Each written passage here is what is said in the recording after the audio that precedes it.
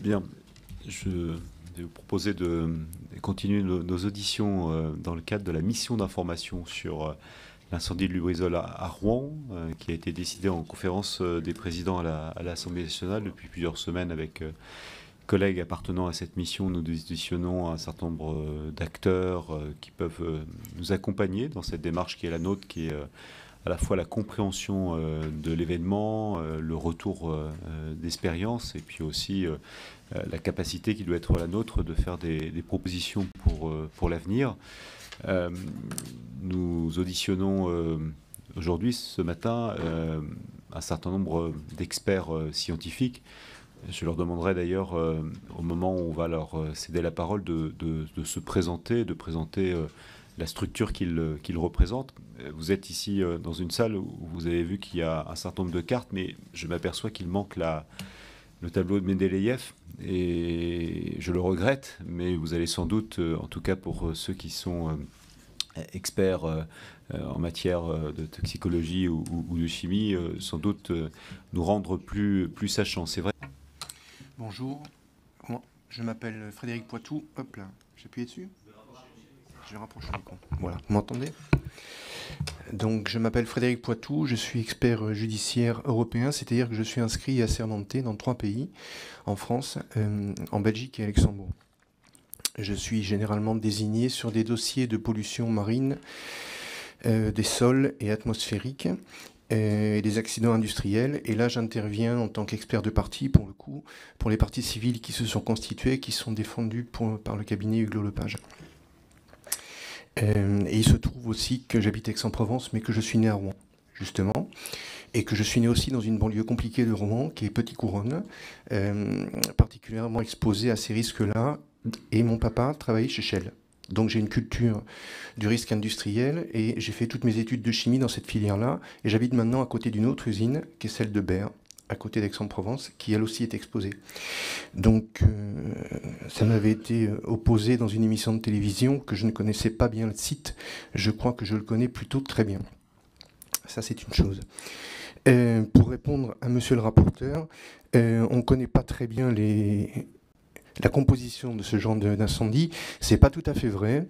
L'INERIS a fait un certain nombre de modélisations, d'analyses, et on connaît plutôt pas mal comment sont constituées globalement ces fumées, parce que ça dépend aussi de la composition de ce qui a brûlé. Enfin, globalement, on le sait, d'autant plus que ça a été énormément étudié dans le cadre des fumées issues des incinérateurs. Donc globalement, on sait à peu près ce que ça contient.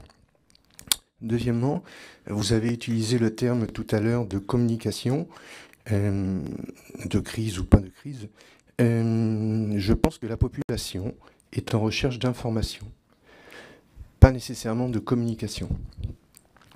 Communication, c'est vectoriser une information pour la faire ressentir d'une certaine manière. L'information, c'est autre chose. C'est donner la réalité des chiffres. Je crois que cette différence est une notion importante à relever pour les mécanismes d'information de la population à la suite de ce genre de risque. Ensuite, on a dit que les analyses qui avaient été conduites étaient hors de propos. Alors, hors de propos, c'est peut-être un petit peu fort. Disons que, en tant que chimiste, ça c'est mon métier, je pense qu'elles n'ont pas été conduites d'une manière qui est très simple à interpréter, parce que, pour revenir à ce que disait mon collègue, on a fait surtout des analyses surfaciques, c'est-à-dire en épongeant avec des lingettes pour faire rapide des sols, des reports de fenêtres, etc. Mais les seules normes auxquelles on puisse se rattacher, toutes les études qui sont menées, y compris au niveau de la Commission européenne, sont indiquées en volumique. C'est un détail, mais peut-être pour vous, en l'occurrence, mais c'est très important parce que ça permet de comparer ce qui est comparable. On ne peut pas rapporter des mesures surfaciques à des volumes. Ça, c'est une autre chose. Ensuite, il se trouve que j'ai participé à la définition de l'équipement que contient un des camions de pompiers équipés pour les risques NRBC, nucléaire, radiologique, biologique et chimique, celui de Marseille, des marins-pompiers de Marseille, parce que c'est plus proche de chez moi. Ce camion, comme celui de Lyon, est équipé pour identifier à peu près 150 000 composés en très peu de temps, celui de Marseille, et je n'en fais pas la publicité, mais intervient grosso modo sur le pourtour méditerranéen, Montpellier, Béziers, etc. Et régulièrement est appelé, à Béziers en particulier, c'est très récent, ça date du mois d'août. Et en l'espace, dans un risque à peu près identique à celui du Lubrizol, puisque c'était un feu de décharge, en l'espace de 3 heures, ce camion se déplace de Marseille à Béziers, et en l'espace de 2 heures supplémentaires, identifie les toxiques. Et donc ça permet évidemment de prendre les mesures nécessaires. Je ne suis pas sûr que le camion qui est intervenu à Rouen, qui vient du bataillon de Nogent-le-Rotrou, soit équipé pour ce type d'analyse. Je ne suis pas sûr qu'il était prêt pour ça. Et quand je dis je ne suis pas sûr, j'ai quelques informations en ce sens. Tout ça pour dire qu'il était plus proche, bien évidemment, de Rouen, puisqu'il est situé en région parisienne, et il fallait 2 heures pour le déplacer. Mais je me demande si on n'aurait pas mieux fait de déplacer un des 2 camions compétents, celui de Lyon ou celui de Marseille, qui moyennant un trajet qui fait peut-être 12 heures, mais aurait permis d'avoir des informations précises sur ce que contenaient ces fumées, alors que le camion de Nogent-le-Rotrou, qui était effectivement plus proche, n'a pas permis de mesurer les bonnes informations. Je vous rappelle qu'on ne sait toujours pas, aujourd'hui, quelle est la nature des mauvaises odeurs qu'on ressent à Rouen. J'y suis allé dans le cadre de la commission d'enquête, dans le cadre d'une réunion d'expertise. L'odeur est épouvantable sur le site.